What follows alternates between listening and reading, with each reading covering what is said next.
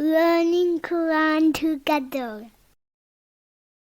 بسم اللہ الحمدللہ والصلاۃ والسلام علی رسول اللہ. سورہ طٰہٰ آیت 43. اذهبا الی فرعون، تم دونوں فرعون کی طرف جاؤ. انہ طغیٰ، یقیناً وہ سرکش ہو گیا ہے. یعنی فرعون سرکشی، ظلم اور کفر کی ساری حدیں توڑ چکا ہے. اس نے کہا تھا انا ربکم الاعلی، میں تمہارا سب سے بلند رب ہوں. سورہ نازعات 24. فقولا لہ، پس دونوں کہو اسے، قولا لینا، نرم بات، لعلہ یتذکر، شاید کہ وہ نصیحت قبول کرے، او یخشی، یا ڈر جائے. اللہ تعالیٰ نے فرعون کے ساتھ نرمی برتنے کے لیے کہا، کیونکہ نرم بات کی وجہ سے یہ توقع ہو سکتی ہے کہ فرعون بھی ڈر جائے یا نصیحت قبول کر لے. اللہ تعالیٰ کو اگرچہ نتیجے کا پہلے سے علم ہوتا ہے، اور اس کا علم مستقبل کے معاملات میں بھی ایسے ہی ہے جیسے کہ حال کے واقعات یا ماضی کے واقعات کے بارے میں، پھر بھی کسی شخص کے بارے میں عملاً فیصلہ تبھی ہو سکتا ہے جبکہ نیکی یا بدی اس سے سرزد ہو جائے. کسی سرکش کو دعوت دینا اسی صورت ممکن ہو سکتا ہے جب دعوت دینے والے کو یہ یقین ہو کہ وہ نصیحت قبول کر سکتا ہے،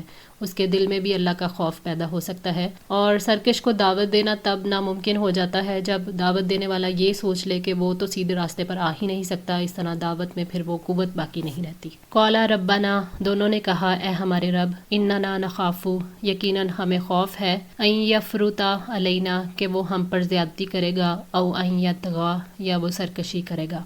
یعنی اے ہمارے رب، ہمیں ڈر لگتا ہے کہ کہیں آپ کا پیغام پہنچانے سے پہلے وہ ہمیں سزا نہ دے، یعنی ہمیں مار نہ دے یا قید خانے میں ہی پہنچا دے. فرعون متکبر اور ظالم بادشاہ تھا، اس لیے انہیں ڈر ہوا کہ اس کے سوا کسی اور کا پیغام دیا جا رہا ہے تو وہ غصے میں بھڑک اٹھے گا. قالا لا تخافا، فرمایا تم دونوں نہ ڈرو، اننی معکما، یقیناً میں تم دونوں کے ساتھ ہوں، اسمع، میں سن رہا ہوں، وارا، اور میں دیکھ رہا ہوں. اللہ تعالیٰ نے فرمایا فرعون سے نہ ڈرو کہ وہ تم پر زیادتی کرے گا، میں تمہارے ساتھ ہوں، تم دونوں کی حفاظت کر رہا ہوں، تمہارے دشمن کی باتیں سن رہا ہوں اور سب کے حالات دیکھ رہا ہوں. تم دونوں کی کوئی بات مجھ سے چھپی ہوئی نہیں، میری مدد تمہارے ساتھ ہے. اور اس طرح اللہ تعالیٰ کے وعدے سے موسیٰ اور ہارون کا دل مطمئن ہو گیا. فَأْتِيَاهُ، تم دونوں اس کے پاس جاؤ، فَقُولَا، اور کہو، اِنَّا رَسُولَ رَبِّكَ، کہ یقیناً ہم دونوں تمہارے رب کے بھیجے ہوئے ہیں. فَأَرْسِلْ مَعَنَا بَنِي إِسْرَائِيلَ، چنانچہ بنی اسرائیل کو ہمارے ساتھ بھیج دے. وَلَا تُعَذِّبْهُمْ، اور ان کو عذاب نہ دے.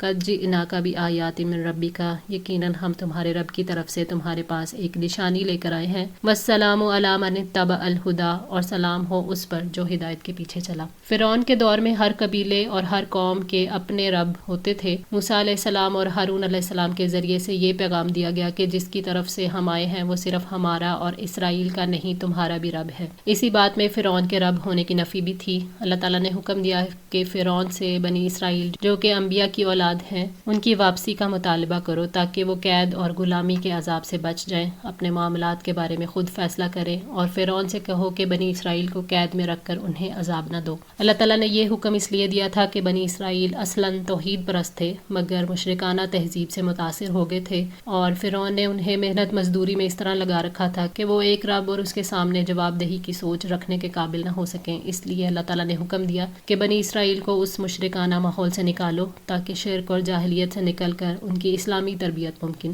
ہو سکے. قَدْ جِئْنَاكَ بِآيَاتٍ مِّن رَبِّكَ، یقیناً ہم تمہارے رب کی طرف سے تمہارے پاس ایک نشانی لے کر آئے ہیں. یہ معجزہ تھا جو اس بات کی دلیل تھا کہ موسیٰ اور ہارون دونوں اپنے رب کے سچے رسول ہیں. اور سلام ہو اس پر جو ہدایت کے پیچھے چلا، یعنی جس نے ایمان اور تقوی کی ہدایت پائی. یہ سلام تحیہ نہیں، سلامتی کی دعوت ہے. جیسا کہ نبی صلی اللہ علیہ وآلہ وسلم نے بادشاہوں کے نام خط لکھے تو یہ پیغام دیا، جیسے ہرقل شاہ روم کو نبی صلی اللہ علیہ وآلہ وسلم نے لکھا تھا، اسلام قبول کر لو، سلامتی میں رہو گے. یہاں سلام کے ساتھ شرط عائد کی گئی ہے کہ اس کے لیے سلام ہے جس نے ہدایت کی پیروی کی. اِنَّا قَدْ أُوحِیَ إِلَيْنَا، بلا شبہ یقیناً ہماری طرف وحی کی گئی ہے، ان العذاب، کہ بے شک عذاب ہے، علی من کذب، اس پر جس نے جھٹلایا، وتولی، اور منہ موڑا. یعنی ہمارے رب کی طرف سے ہمارے پاس جو وحی آئی ہے اس میں ہمیں خبر دی گئی ہے، یعنی یہ بات ہماری طرف سے نہیں ہے، رب العالمین کی طرف سے ہے، کہ اللہ تعالیٰ کا عذاب خاص طور پر ان لوگوں کے لیے ہے جنہوں نے انبیاء کو جھٹلایا اور جن لوگوں نے اللہ تعالیٰ کی آیات کو جھٹلایا اور اس کی اطاعت سے منہ موڑا. قالا، اس نے کہا، فمن ربکما یا موسیٰ، تو تم دونوں کا رب کون ہے اے موسیٰ؟ فرعون نے موسیٰ علیہ السلام کو مخاطب کر کے انکار کے طور پر کہا تھا کہ تمہارا رب کون ہے۔ فرعون نے اس لیے موسیٰ علیہ السلام کو مخاطب کیا کہ اس نے جان لیا تھا کہ ہارون جو ہیں وہ تو ان کے وزیر ہیں۔ قالا، اس نے کہا، ربنا الذی آتا کل شیء، ہمارا رب وہ ہے جس نے ہر چیز کو عطا کی، خلقہ، اس کی صورت، ثم ہدا، پھر رہنمائی کی۔ موسیٰ علیہ السلام نے نہایت وضاحت سے جواب دیا، فرمایا کہ ہمارا رب وہ ہے جو خالق ہے، بے مثال کاریگر ہے، جس نے کائنات کی ہر چیز کو پیدا کیا ہے، جس نے ہر مخلوق کو مناسب شکل دی، جس نے ہر ایک کو وہ سب کچھ دیا جس کے وہ لائق تھا، یعنی جس مخلوق کو جس مقصد کے لیے پیدا کیا اسے وہ سب کچھ عطا کیا اور اس کی رہنمائی کی ہے، جس نے ہر مخلوق کے لیے اس کا عمل، اس کی اجل اور اس کا رزق لکھ دیا ہے۔ ساری مخلوق اسی راستے پر ہے جس پر وہ پیدا کی گئی ہے۔ آج کے لیے اتنا ہی۔ دعا ہے اللہ تعالیٰ ہماری اس کوشش کو قبول فرمائے، ہماری غلطیوں کوتاہیوں کو معاف فرما کر ہماری اصلاح فرمائے۔ جزاکم اللہ خیر، والسلام علیکم ورحمۃ اللہ وبرکاتہ۔